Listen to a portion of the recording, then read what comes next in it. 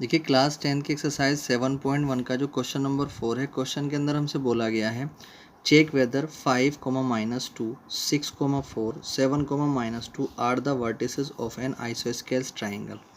तो हमें ये चीज़ चेक करनी है कि ये जो हमें तीन पॉइंट्स के कोऑर्डिनेट्स हमें यहाँ पर गिवन है, इन तीनों पॉइंट्स से जो ट्राइंगल बनेगा वो एक आइसोस्केल्स ट्राइंगल होगा। ठीक है, अब देखिए आइसोस्केल्स ट्राइंगल क्या होता है। आइसोस्केल्स ट्राइंगल वो ट्राइंगल होता है जिस ट्राइंगल की टू साइड्स की लेंथ जो है इक्वल होती है। ठीक है, जिसमें दो साइड जो है इक्वल लेंथ की होती हैं, उस ट्राइंगल को आप आइसोस्केल्स ट्राइंगल कहते हैं। ठीक है, तो सबसे पहला काम इसके सॉल्यूशन के लिए आप क्या करें, इन तीनों पॉइंट से बनने वाला एक ट्राइंगल बना लें। तो मैंने यहाँ पर एक ट्राइंगल बना लिया है, मैंने इसको ए ले लिया और बी और एक ये सी। ठीक है, तो इस ट्राइंगल के तीनों जो वर्टिसेस हैं उनके पॉइंट्स के कोऑर्डिनेट हमें यहाँ पर गिवन है। तो 5, -2, 6, 4 और 7, -2। ठीक है, तो अब आप क्या करेंगे, सबसे पहला काम आप ये करेंगे कि ए बी की लेंथ निकालेंगे, बी सी की लेंथ निकालेंगे और ए सी की लेंथ निकालेंगे। ठीक है, अगर इन तीनों साइड्स में से अगर किन्हीं टू साइड्स की लेंथ इक्वल आ जाती है तो ये आइसोस्केल्स ट्राइंगल हो जाएगा।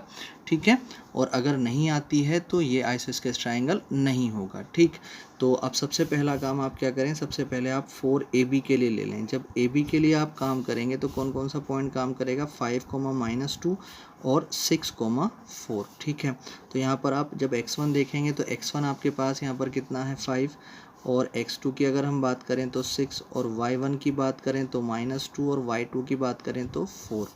अब आप AB जब निकालेंगे तो AB की जो वैल्यू होगी √x2 -x1 का whole square plus y2 -y1 का होल स्क्वायर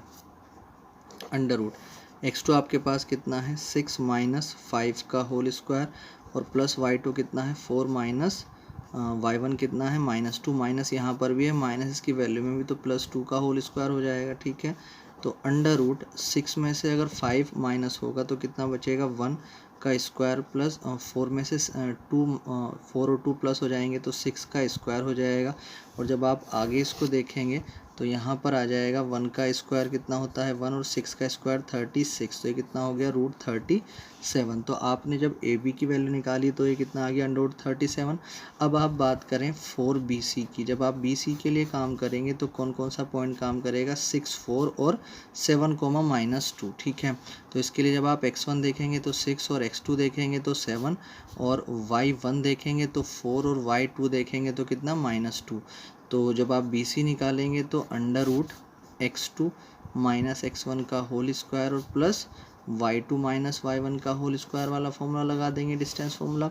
उसके बाद x2 आप देखें, x2 कितना है आपके पास 7 -x1 कितना है 6 का होल स्क्वायर प्लस y2 कितना है -2 y1 कितना है 4 का होल स्क्वायर। ठीक है, तो √7 में से 6 माइनस होगा तो 1 का स्क्वायर और प्लस -2 -4 तो कितना आ जाएंगे -6 का होल स्क्वायर। ठीक है, तो अब आप यहाँ पर देखें तो 1 का स्क्वायर 1 हो गया प्लस माइनस का स्क्वायर प्लस 6 का स्क्वायर 36। तो जब आपने इसको आगे देखा तो ये कितना हो गया 37। ठीक है, अब आपने देखा कि ए बी भी 37 आ गई थी और BC आपने निकाली तो वो भी 37 आ चुकी है। मगर आप अभी यहाँ पर नहीं कह सकते हैं कि ये आइसोस्केल्स ट्राइंगल, इसकी टू साइड्स तो इक्वल आ ही गई हैं, मगर अभी हमें तीसरी साइड और निकाल के देखनी पड़ेगी, यानी कि AC। अगर AC की साइड, AC की लेंथ भी √37 आ जाएगी तो फिर ये तीनों की तीनों साइड इक्वल हो जाएंगे, और जब तीनों की तीनों साइड्स इक्वल हो जाएंगी तो ये एक इक्विलेटरल ट्राइंगल हो जाएगा, आइसोस्केल्स नहीं बचेगा। तो और अगर नहीं आएगी, तीसरी साइड इक्वल नहीं आएगी, यानी कि AC जो है √37 नहीं आएगी, तो ये फिर आइसोस्केल्स ट्राइंगल हो जाएगा, क्योंकि टू साइड्स की लेंथ जो है इक्वल आ चुकी है, तीसरी वाली की नहीं आएगी, तो ये आइसोस्केल्स ट्राइंगल बन जाएगा। अब सबसे पहला काम आप क्या करें, आप जो है AC निकालें। अब देखिए जब आप AC के लिए काम करेंगे तो कौन कौन सा पॉइंट काम करेगा 5, -2 और 7, -2। ठीक है, तो इसके लिए अगर आप जब x1 देखेंगे तो x1 आपके पास कितना है, x1 है 5, x1 है आपके पास 5 और x2 आपके पास आ जाएगा 7, y1 आपके पास -2 और y2 कितना है -2। ठीक है, अब आप क्या करें, आप AC निकालें और AC कितना होता है √x2 -x1 का होल स्क्वायर और प्लस y2 -y1 का होल स्क्वायर। ठीक है, तो √x2 कितना है 7 5 का होल स्क्वायर प्लस ये y2 कितना है -2 और माइनस y1 कितना है -2। तो आपको ये मालूम है माइनस यहाँ पर भी है, माइनस इसकी वैल्यू में भी है, तो +2 हो जाएगा का होल स्क्वायर।